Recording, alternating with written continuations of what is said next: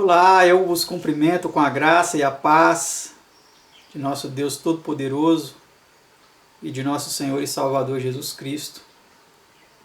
E agradeço pela presença, pela companhia, por estar aí atento e participando da transmissão de mais um estudo da Palavra de Deus.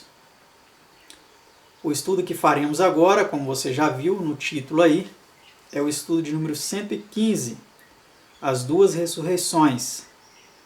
É um estudo composto por 26 perguntas e respostas e precisamos fazê-lo em duas partes.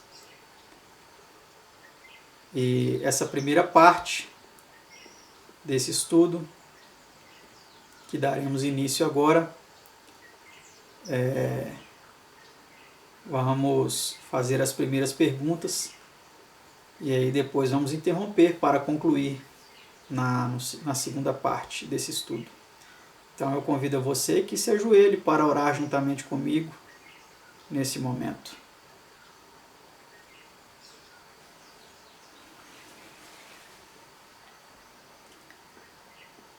Pai Santo, Deus amado, Criador e mantenedor dos céus, da terra, do mar e de tudo que neles há. Louvado e engrandecido seja o teu nome e o nome de teu Filho unigênito, coautor na criação, o nosso Senhor e Salvador Jesus Cristo. Te agradecemos por podermos estudar mais uma vez este importante tema da tua palavra sobre as duas ressurreições e te suplicamos, Senhor, que nos ajude a, se algum dia viermos a descansar no sono da morte, ressuscitarmos na primeira ressurreição. Que os nossos ouvintes e telespectadores que ainda não sabem, saberão quem farão parte dessa primeira ressurreição. Portanto, ó Pai, eu te peço que abra o nosso entendimento, a nossa mente, para compreendermos este importante tema da tua palavra. Te pedimos essas bênçãos em nome de seu Filho unigênito, nosso Senhor e Salvador Jesus. Amém. Esse tema é como se fosse uma continuação do tema anterior, o estado intermediário. Vamos agora então, uma vez que já sabemos qual é o estado do homem na morte, que é um estado intermediário, um estado de sono, onde a pessoa aguarda o juízo final para saber se ele viverá eternamente ou se ele será destruído para todo sempre, né? Vamos agora ver então, através deste estudo aqui, as duas ressurreições, qual é a primeira ressurreição e qual é a segunda. E por que é importante, se algum dia viermos a descansar o sono da morte, participarmos da primeira ressurreição. A pergunta de número 1 é a seguinte: o que acontece a todos os homens em resultado da queda? Essa queda é a queda do homem por ocasião aí da desobediência de não comer do fruto da árvore da ciência do bem e do mal. Então essa foi a queda do ser humano ali, onde Adão e Eva desobedeceram a ordem expressa de Deus e comeram do fruto. Assim toda a raça humana passou a ser uma raça caída. Vamos agora ver então o que acontece a todos os homens por causa disso. Todos morrem em Adão. 1 Coríntios 15, 22. Ver também Romanos 5, versículo 12. É interessante aí que o texto ele não coloca, né? Todos morrem em Adão e Eva. Não, todos morrem em Adão, porque Adão era responsável pela esposa. Adão era o cabeça. Né? Até hoje, o homem é o cabeça da mulher. Fala claramente lá em 1 Coríntios, né? Estou me recordando agora exatamente, mas eu vou colocar o texto aí no rodapé do vídeo para você confirmar. Então, o homem é o cabeça da mulher. Então, por isso que é dito aí, todos morrem em Adão, porque Adão, ele desobedeceu também a Deus, ele comeu do fruto que a sua esposa ali lhe ofereceu, e ele, então, passou a ser mortal, assim como toda a sua descendência. Pergunta de número 2. Ao morrer, para onde vão todos? Vamos ver para onde vamos. Já vimos no estudo anterior, mas vamos ver mais uma vez. Todos vão para um lugar, todos são pó e todos ao pó tornarão. Eclesiastes 3, versículo 20. Então, quando morremos, vamos todos para o pó, tá? Não tem essa de que vai para o céu, para o inferno, para o purgatório, ou vai ficar vagando aqui na terra, perturbando os vivos, ou conversando, mesmo que conversando e fazendo algo de bom aparentemente para os vivos. Isso não existe. Isso é um engano provocado pelos anjos caídos, que têm a capacidade de imitar a aparência dos mortos, tá? Vamos falar o português aqui bem claro para vocês entenderem. E eles fazem isso para sustentar a mentira que foi dita lá no Éden, quando Satanás, através da serpente, disse para ela assim: certamente não morrereis.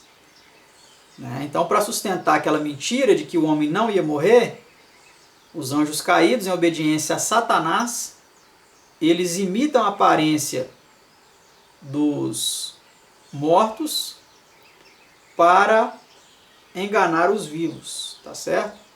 Então a palavra de Deus é clara, todos vão para um lugar, não existe 2 lugares ou 3 lugares, não existe céu para ir os mortos agora, ou inferno para os mortos ir quando morrem, ou purgatório para os mortos irem quando morrem. Não existe 3 lugares, existe um lugar segundo a palavra de Deus. E esse lugar é um lugar bem simples de se entender, tem apenas 2 letrinhas, pó. Eles vão para o pó da terra, tá certo? Então eu acho que está assim bem claro para que todos possam entender, né? Pergunta de número 3. Em que estado se encontra o homem enquanto está na sepultura? Vamos ver. Tudo quanto te vier à mão para fazer, faze-o conforme as tuas forças. Porque na sepultura, para onde tu vais, não há obra, nem projeto, nem conhecimento, nem sabedoria alguma. Eclesiastes 9, versículo 10. Então, em que estado encontra o homem enquanto está na sepultura? Ele está no estado de completa inatividade, de completa inconsciência. Ele não sabe de nada. Ele não é capaz de nada, né? Essa nota em nosso estudo explica, equivale a dizer que depois de morto o homem não tem o uso das faculdades da mente nem do corpo, não pode, por conseguinte, enquanto está na sepultura, louvar a Deus, nem mesmo pensar nele. Salmo 6,5.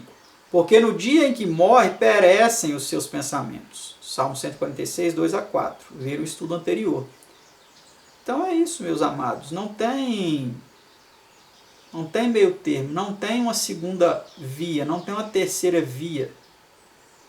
Não tem. A Bíblia é clara, né? Pergunta 4. O que foi prometido a fim de que o homem possa ser livre desse estado? Então vamos ver o que Deus prometeu, né? Eu os remirei da mão do inferno e os resgatarei da morte.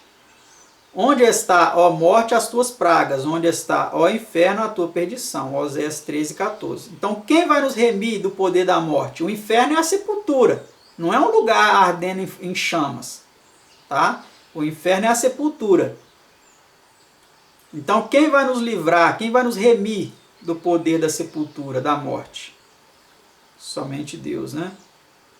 Através de nosso Senhor e Salvador Jesus Cristo, quando Ele chamar aqueles que morreram, né, para despertarem, por ocasião da sua segunda volta, a sua segunda vinda a este mundo. A gente diz assim, segunda vinda, porque é apenas uma forma didática, né? Mas antes até da sua primeira vinda, o Filho já veio aqui várias vezes a essa terra, quando ele se encontrou com Abraão, né? Mas assim, foram momentos especiais onde ele veio para aparecer a pessoas específicas, não uma vinda abrangente geral, como foi a sua primeira, quando ele encarnou, nasceu do ventre da Virgem Maria, que depois de ser concebido não se tornou mais virgem, né? Isso é um dogma que foi colocado para que ela fosse santificada, mas Com a concepção de Maria, ela já perdeu a virgindade, porque Jesus saiu aí e ela já perdeu a virgindade. Mas não há demérito nenhum nisso. Ela continuou sendo uma mulher especial, pura, consagrada diante de Deus, mas é importante que se entenda claramente isso daí, né?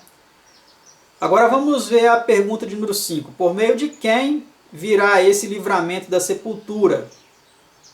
Vamos ver por meio de quem. Porque assim como a morte veio por um homem, também a ressurreição dos mortos veio por um homem. Porque assim como todos morrem em Adão, assim também todos serão vivificados em Cristo. 1 Coríntios 15, 21 e 22. Então, por meio de quem? Por meio de Cristo. Somente Ele pode vivificar aqueles que morreram através da queda, né, da humanidade por meio de Adão. Pergunta 6. Qual teria sido o resultado para os mortos se Cristo não houvesse buscado libertá-los da sepultura? Vamos ver então qual teria sido o resultado. Porque se os mortos não ressuscitam, também Cristo não ressuscitou. E se Cristo não ressuscitou, é vã a vossa fé. E ainda permaneceis nos vossos pecados. E também os que dormiram em Cristo estão perdidos. 1 Coríntios 15, 16 a 18. Certo? Então esse seria o resultado, né? Vimos esse verso também, esse texto também no estudo anterior. Se não houvesse ressurreição, seria vã a nossa fé. Os que morreram em Cristo estariam perdidos. Pergunta 7. Por que deu Deus o Filho unigênito ao mundo? Vimos também no estudo anterior, mas é bom reforçar. Porque Deus amou o mundo de tal maneira que deu o seu Filho unigênito, para que todo aquele que nele crê não pereça, mas tenha a vida eterna. Então, por isso é importante eu e você crermos em Jesus e vivermos conforme essa crença, porque crer não é algo teórico, é algo que nós levamos para a vida. É uma consagração que fazemos a viver por Cristo, a deixar Cristo viver em nós. É isso que precisa acontecer, né? Isso que compreende o crer em Cristo. Pergunta 8. Que negavam os saduceus no tempo de Cristo? Vamos ver o que eles negavam? Olha que importante, né? No tempo de Cristo, no meio ali dos judeus, que era o povo de Deus na época, né? Existia um povo que não acreditava em alguma coisa muito importante que é bíblica, que estamos estudando aqui. Vamos ver o que era isso, o que eles negavam. E chegando-se alguns dos saduceus que dizem não haver ressurreição. Lucas 20, verso 27. Então olha que interessante. Os saduceus não acreditavam na ressurreição, né? Então essa ideia de que os mortos já vão direto para o céu ou para o inferno, né? E que não existe ressurreição, não é coisa nova. Eu não sei se os saduceus acreditavam que os mortos iam para o céu ou para o inferno, mas eles não acreditavam em ressurreição. Aí a palavra de Deus, o Evangelho, ele vem nos mostrando, né? Pergunta 9. Como pelo Velho Testamento provou Cristo a ressurreição? Então agora nós vamos ver como Cristo, né, em seu tempo, falando ali aquela classe de líderes religiosos, que eram os saduceus, ele provou que tinha sim, que existia sim a ressurreição. E que os mortos hão de ressuscitar, também o mostrou Moisés, junto da sarça, quando chama ao Senhor Deus de Abraão e Deus de Isaque e Deus de Jacó. Ora, Deus não é Deus de mortos, mas de vivos, porque para ele vivem todos. Lucas 20, 37 e 38. Olha que interessante, né? Então, Jesus provou aí que existe a ressurreição de mortos, sim. Né? Nota. Quer isso dizer que, em vista da ressurreição, do fato de que deve haver ressurreição, todos vivem para Deus. No desígnio divino vivem todos. É nesse sentido que Paulo fala de Deus como sendo alguém que vivifica os mortos e chama as coisas que não são como se já fossem. Romanos 4, versículo 17. Tá certo? Vamos aí então para a pergunta 10. Por meio de que ilustração da natureza são ensinadas a ressurreição e final salvação dos justos? Vamos ver que ilustração é essa. Muito interessante. Note bem. O que tu semeias não é vivificado se primeiro não morrer. 1 Coríntios 15, 36.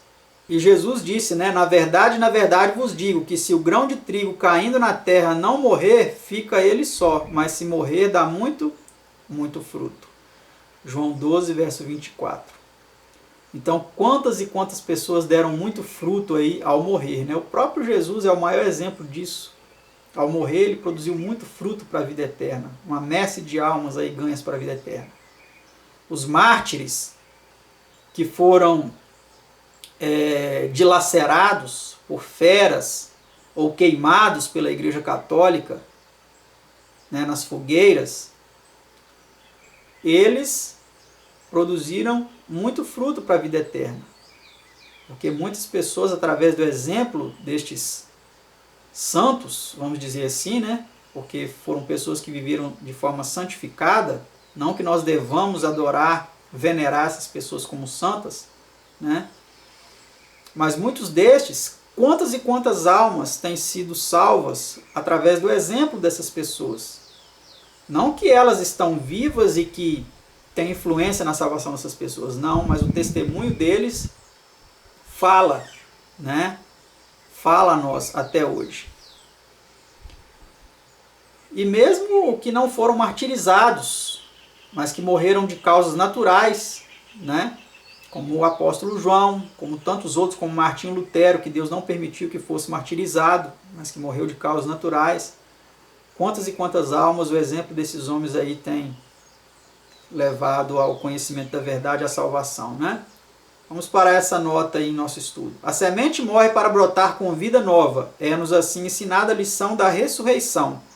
Todos quantos amam a Deus ressurgirão para a vida e viverão de novo pelo século sem fim na terra renovada. O sepulcro aberto. Vamos ver que interessante aí essa história. Olha, preste atenção. A verdade da ressurreição foi de maneira extraordinária ilustrada pelo seguinte incidente. Na cidade de Hannover, na Alemanha, há uma sepultura chamada o Sepulcro Aberto. É a sepultura de uma ímpia princesa alemã morta centenas de anos faz, e que em seu leito de morte deu ordens para que sua sepultura fosse coberta com uma grande pedra de mármore, do peso talvez de 1 tonelada, sobreposta a vários blocos de pedra, bem firmados entre si por barras de ferro, e contendo a seguinte inscrição na pedra, que a todas servia de base. Estava escrito assim lá naquela sepultura. Esta sepultura, comprada para toda a eternidade, nunca deve ser aberta. Mas nenhum plano humano para obstar os divinos ou impedir as obras da natureza, que são a operação do poder de Deus. Aconteceu sem dúvida, providencialmente, que a semente de uma árvore de alto porte fosse enterrada juntamente com a princesa. Olha que interessante. Vocês já sabem, né? Só por essa frase aí você já sabe o resultado. Essa semente logo principiou a germinar. Seu delicado broto, tenro e flexível a princípio, forçou o caminho por entre as enormes pedras do maciço mausoléu. Vagarosa e imperceptivelmente, mas com força irresistível, cresceu ele até despertar, melhor, até despedaçar as cintas de ferro e abrir aquela sepultura que nunca deveria ser aberta, não deixando uma pedra sequer na posição em que fora posta. Que repreensão à infidelidade! E que muda, mas extraordinária promessa que dentro em breve, ao tempo que Deus determinar, se abrirão todos os sepulcros e os que neles dormem se levantarão de seu leito de pó. Fabulosa história, não é mesmo? Uma história que nos mostra que por mais que o homem tente lutar contra Deus, ele não é nada diante daquilo que Deus pode fazer. Vamos para a pergunta 11. Onde estarão os mortos quando ouvirem a voz de Cristo chamando-os à vida? Vamos ver onde eles estarão. Não vos maravilheis disto, porque vem a hora em que todos os que estão nos sepulcros ouvirão a sua voz, e os que fizeram o bem sairão para a ressurreição da vida. João 5, 28 e 29. Então, onde estarão os mortos quando Cristo os chamar para a vida? Nos sepulcros. Aí é muito clara a palavra de Deus em nos mostrar isso. Pergunta 12. Quantas classes haverá na ressurreição? A Bíblia, a palavra de Deus, lá em Atos 24, 15, nos diz que há de haver ressurreição de mortos, assim dos justos como dos injustos. Então são duas ressurreições, né? A dos justos e a dos injustos. Pergunta 13. Em que palavras se referiu Jesus às duas ressurreições? Vamos ver o que ele disse. Todos os que estão nos sepulcros ouvirão a sua voz, e os que fizeram o bem sairão para a ressurreição da vida, e os que fizeram o mal para a ressurreição da condenação. São João 5, 28 e 29. Então aqui nós vemos que Jesus disse que haverá a ressurreição da vida e da condenação. Aqui o texto ele não coloca, ele não especifica se as duas vão acontecer no mesmo momento ou se serão em momentos distintos. Você quer saber em que momentos essas ressurreições vão acontecer? Se você quer saber, não deixe de acompanhar então a segunda parte do nosso estudo, as duas ressurreições. Que Deus abençoe a todos e até lá.